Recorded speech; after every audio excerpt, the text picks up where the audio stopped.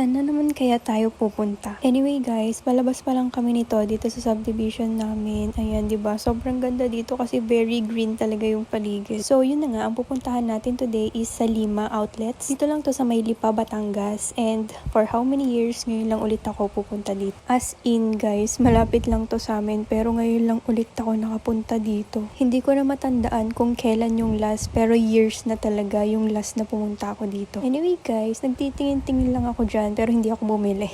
So ayan, palakad-lakad lang, tingin-tingin lang, kala mo bibili yan siya pero hindi. So yun, naglipot-lipot lang kami kasi na-amaze ako kasi madami ng bago pala dito. Madami ng mga bagong bukas na stores, then marami na ding nagbago guys. Meron na din pala silang mga pagganyan. Sobrang ganda kasi gustong-gusto yan ng mga kids. Bali nagpapapicture sila dyan and magbibigay ka lang ng tip. Sobrang cute ni Kuromi pero walang papapicture sa kanya. So sad na kay Melody lang. So ayun guys, meron na nga din pala silang tindang mga damit-damit dito sa gitna. Ayan. Bali ang napansin ko dito guys is nagmumukha na siyang parang Bonifacio Street. Wow! BGC yarn. Kasi guys, diba gantong-ganto din kasi kapag naglalakad kami doon. Parang ganto na din yung ambience. Tapos ito, nagutom na nga ako kaya naghanap kami ng makakainan. So dito nga kami napadpad mga sister. And dito pa din to sa outlets. And meron dito kasing mga kainan. Magandang tumambay dito guys, lalo na sa gabi. Ayan. And kapag tatambay nga pala kayo dito, make sure may dala kayong jacket kasi sobrang lamig dito. Nakasando pa naman ako guys pag alis sa amin kasi nung umalis kami sobrang init. Pero pagdating namin dito, medyo gabi na kasi hapon na kami nakaalis. Sobrang ginaw. Anyway guys, naghanap nga kami lang makakainan and dito nga pala yung nakita namin. Last na punta ko dito, wala pa to guys. So ayan, pero maganda kumain dito kapag marami kayo kasi parang pang family siya. Para siyang lutong bahay, ganon. So bali dito na kami guys kumain.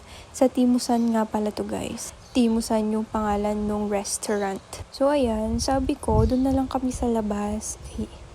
So, ayan, punta kami dun sa labas. Madami namang space dito sa loob, pero gusto kong itry sa labas. Pero grabe, nung tumambay kami sa labas, sobrang ginaw. Pero maganda, kita nyo ba? Sobrang ganda nung So, ito nga pala yung guys, menu. Yan, Timusan. Timusan is a Batangas word which means tikman. Yes, titikman. So, yun guys, naghahanap-hanap lang ako dyan ng pwede kong makain. So, ang ending, ang binili ko is parang chicken barbecue ata yun. Ayun. So, ito yung view namin guys. Diba? Sobrang ganda. Sobrang gininaw lang talaga ako dito guys. Kahit nasa labas kami at naka-aircon sa loob. Sobrang ginaw talaga. Wala pa naman akong dalang jacket. So, ito na nga. Dumating tong pagkain na to. Kasi akala namin naligaw siya. Pero complimentary pala yun guys. At ang sarap ng suka nila.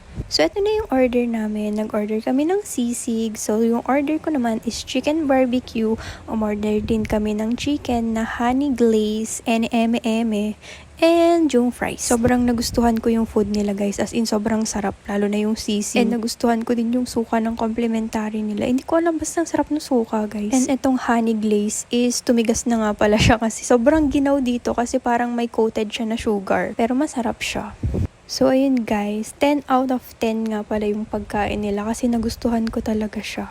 And babalik pa kami dito para kumain, ganun ko siya nagustuhan. And then, ito nga pala, Ago Exay na yung baso, nakaka-azar, charis. Kaya ayan, iniba ko yung view. Mas maganda pala kapag ganito yung view. So, ayun guys, kain-kain lang kami dyan. First time lang namin dito sa restaurant na to guys. Kaya kung pumupunta din kayo dito sa outlets, I recommend na itry nyo din dito kasi masarap yung food nila. So, ayun guys, habang nagpo-voice over ako ngayon, natatakam nga ulit ako at nagugutom na naman ako. So, after nga namin kumain, naglibot-libot lang ulit kami. So, nagpunta kami dito sa Adidas. Ayan, meron nga palang Adidas store dito guys. Syempre, libot-libot lang, tingin-tingin lang, di naman bibili yan siya.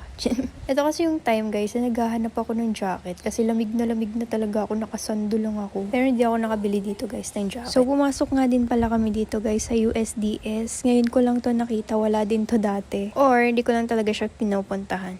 So, ito guys, kung mahilig kayo sa mga luxury bag, meron din sila dito. Ayan, meron sila ditong mga Coach, Longchamp, ganyan. Meron din sila ditong mga gantong mga damit and mga naka-sale 50% off. Pero pang kids tong tinitingnan ko at hindi kasya sa akin yung jacket. So, ayun guys, sweater or jacket pa din talaga yung hinahanap ko. Kasi maginaw talaga dito, sister. So, kung may mga ganyan kayong bet dyan na bag, punta lang kayo dito sa outlets. So, paglabas namin is naglakad-lakad lang ulit ako. Anyway guys, nakabila ako ng jacket pero hindi ko siya na-videohan kasi tinatamad na akong mag-video.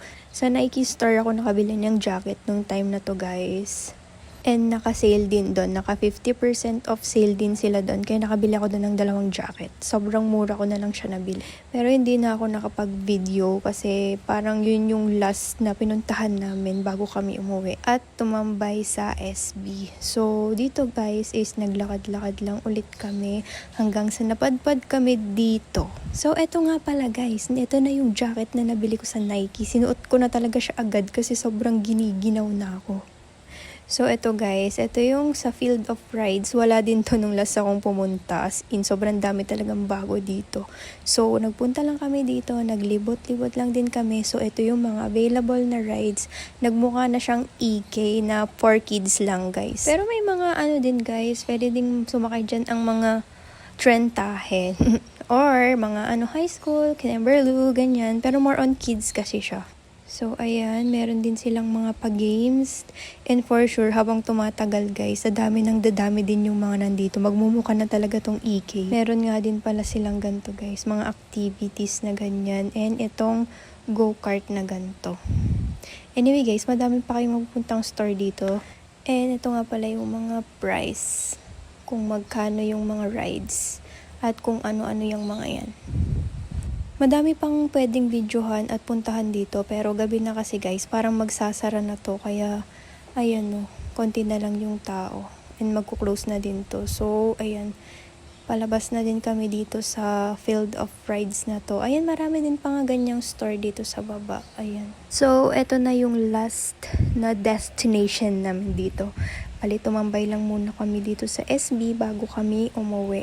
Ayan, nag-coffee lang kami dyan. And bago nga lang pala tong SB na to guys. Bagong bukas lang din to. And ngayon lang din kami nakapunta dito sa SB na to. Akala ko nung una, maliit lang siya. Pero pag pumasok ka pala is meron pa siya sa mga loob, pinakaloob. So yun lang guys. Bye. Hanggang dito na lang.